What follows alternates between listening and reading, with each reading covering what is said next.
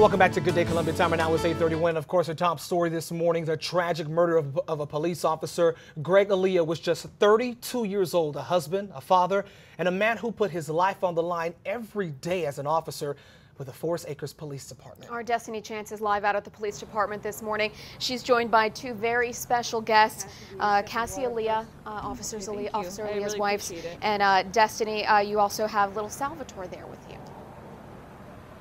Yes, Britt, this is Gregory and Cassie's son, Alia, right here. And first of all, we just want to thank you at WACH Fox. This is her first live interview after speaking of yesterday's tragic event, of course. But first off, I want to know, where were you yesterday when you did find out about your husband? I was rocking my son in the rocking chair to put him down for his nap. A friend had let me know, asked if Greg were okay, if he were working, because something had happened at Richland Mall. And after that, my dog started barking, and I knew, and it was the officers there to come tell me. And what you're wearing right now, was that once This is Greg's. Yep, this is one of Gregory's shirts. He's a very active 6-month-old.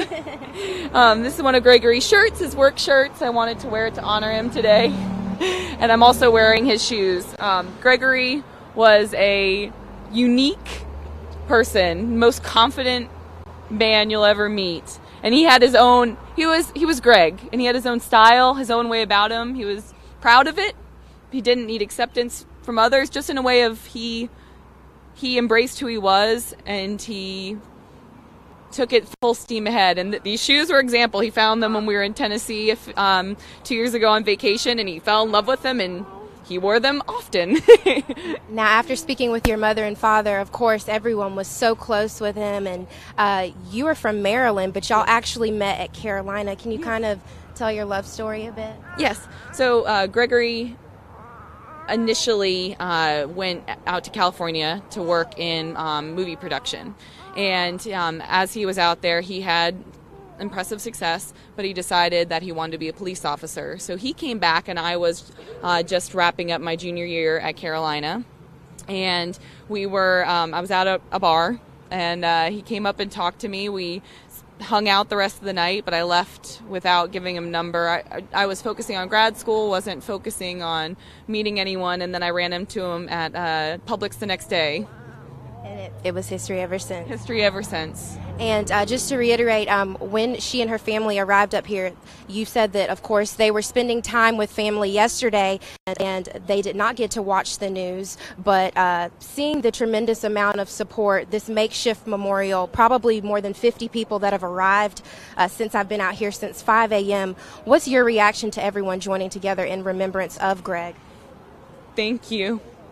Thank you. My husband would be so proud. He would be so proud of all the good there is in this world and how wonderful people are. That's what he was fighting to protect. So thank you. We are overwhelmed with love and support and pride. Thank you.